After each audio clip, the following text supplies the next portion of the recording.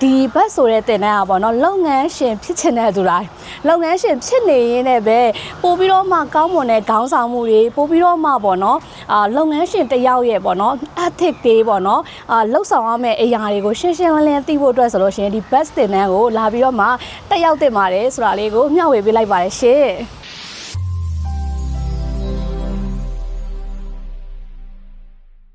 အားလုံးပဲမင်္ဂလာပါကျွန်မကတော့မမေမြတ်သူပါရှင်ဟိမာဝါဒီမြန်မာ group ရဲ့ director တဦးလည်းဖြစ်ပါတယ်ရှင်ဒီနေ့ကျွန်မက bus ဆိုတဲ့တင်တန်းလေးကိုလာရောက်တက်နေရင်းနဲ့ကျွန်မရဲ့တင်တန်းအတွေ့အကြုံလေးကိုမိတ်ဆွေတွေအားလုံးပြန်သိရအောင်လို့မျှဝေပေးပါမယ်ရှင်ကဲဒီ bus တင်တန်းမှာတော့မိအကြိုက်ဆုံးအရာလေးတွေရှိပါတယ်အဲ့တော့ bus တင်တန်းမှာဒီ game တွေဆော့ပြီးတော့ပေါ့နော်တင်ယူရတဲ့အရာကိုလည်းအရင်ကြိုက်တယ်ပြီးလို့ရှိရင်ဒီလုပ်ငန်းရှင်တယောက်မှာပေါ့နော်တည်တင်တည်ထိုက်တဲ့ဒီ branding ပိုင်းတွေပေါ့နော်ပြီးရင်ငွေကြေးဆိုင်ရာစီမံခန့်ခွဲမှုတွေ vision mission core values တွေနောက်ပြီးရင်တကယ့်ကိုဘဝမှာအရေးကြီးဆုံးဖြစ်တဲ့ partnership နဲ့ပတ်သက်ပြီးတော့မှဘလို့စံနှုန်းတွေနဲ့တိတိကျကျပြင်ဆင်ပြီးတော့မှပေါ့နော်ကိုယ့်ရဲ့စာချုပ်တွေကိုပြင်ရမလဲဆိုတဲ့အပိုင်းတွေကိုဒီတင်တန်းလေးကနေပြီးတော့မှတင်ယူရရှိခဲ့ပါတယ်ဒီတင်တန်းမှာပေါ့နော်ထူးခြားချက်လေးတစ်ခုရှိပါတယ်အဲ့ဒါပါလဲဆိုတော့ပေါ့နော်ဒီ game တွေကိုစော့နေနေပဲပေါ့နော်ကိုယ့်ရဲ့အပြင်မှာရှိနေတယ်ပေါ့နော်ကိုသတိမထားမိတဲ့အားသာချက်တွေအားနည်းချက်တွေပေါ့နော်ပြီးရင်ကိုမသိနေတဲ့ပေါ့နော် identity အသစ်တွေကိုမိကတော့အပြင်ကနေပြီးတော့ပေါ့နော် observer တယောက်ကနေမြင်ရတယ်လို့မျိုး view နဲ့ကိုပြန်မြင်ရတဲ့ပြန်မြင်ရတယ်ပေါ့နော်အဲ့ပြန်မြင်ရတဲ့အရာလေးကိုလည်းအရန်ကိုကြိုက်ပါတယ်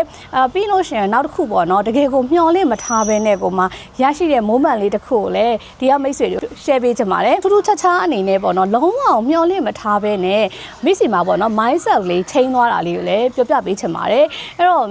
မေတို့ကပေါ့နော်ဒီ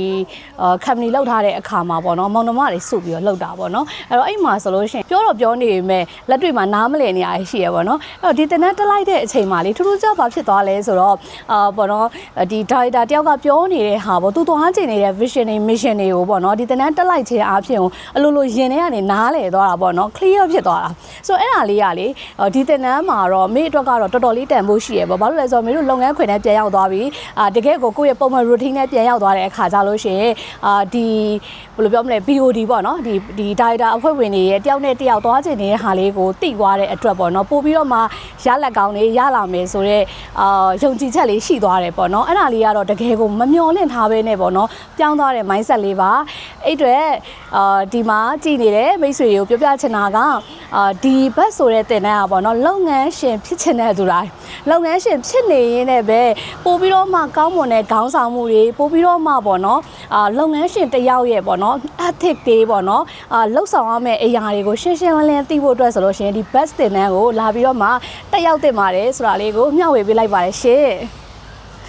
ကျေးဇူးတင်ပါတယ် We are